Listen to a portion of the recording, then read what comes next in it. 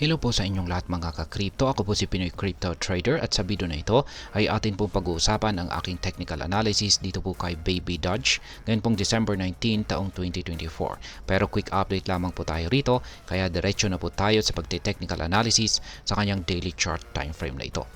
At ayan po si Baby Dodge, nakaranas na rin po siya ng tuloy-tuloy na pagbagsak. Yung kanyang pag-angat po na ito, yung kanyang mabilis na pag-angat nung December 7 hanggang December 9 ay dulot po yan ng hype ni Ginoong Elon Musk. Yan, siya po yung nagdulot niyan.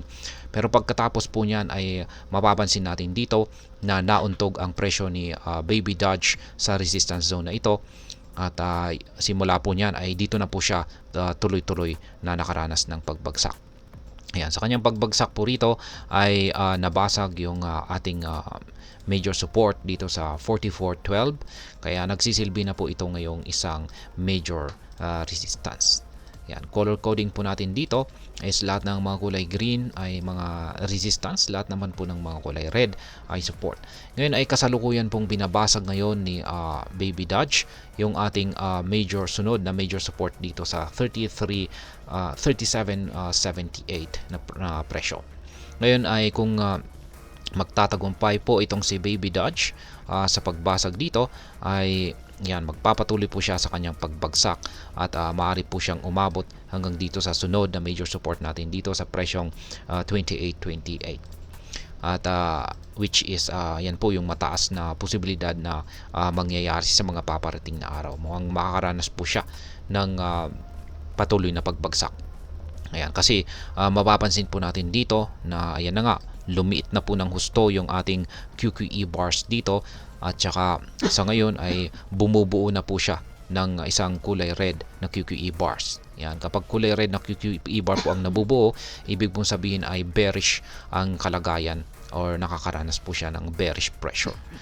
Kaya ibig sabihin ay mataas ang chances na magpapatuloy po sa pagbagsak ang market price ni Baby Dodge Coin sa mga paparating na araw.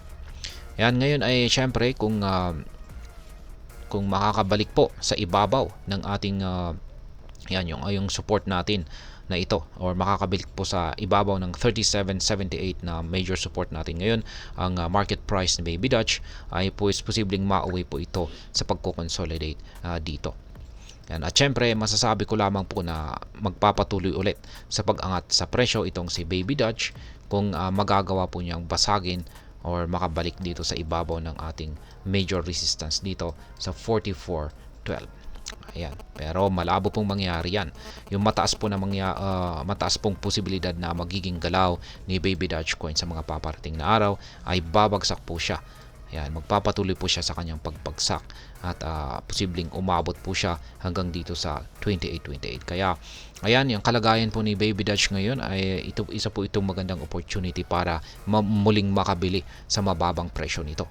Kaya ayan, maganda pong buying yan, kung nakabili po tayo rito ay yung sunod po na magandang buying opportunity natin ay dito sa sunod na major support dito sa 28.28. Kaya ayan, maganda po yung nangyari rito. At least yung matagal pong pagko-consolidate dito ni Baby Dodge, at least na take profit po natin dito nung umangat po siya rito.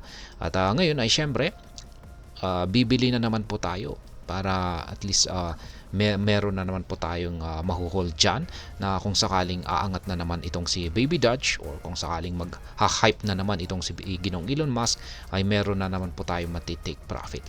Kaya ayan, talagang yung isang part po ng strategy talaga natin dito sa spot trading ay yung pag-hold. Ayan, benta natin kapag umangat po siya at bili naman po tayo kapag bumabagsak siya. Kaya ganyan lang naman po kasimple yung ating strategy rito. Kaya yan, sa mga bago lamang po rito ay check na lamang po ninyo ang description ng video na ito para malaman kung anong platform at mga indicators ang ginagamit ko dito. At hanggang dito na lamang po tayo sa video na ito mga ka-crypto. Marami pong salamat sa panonood. Ingat po tayo lagi at God bless po sa ating lahat.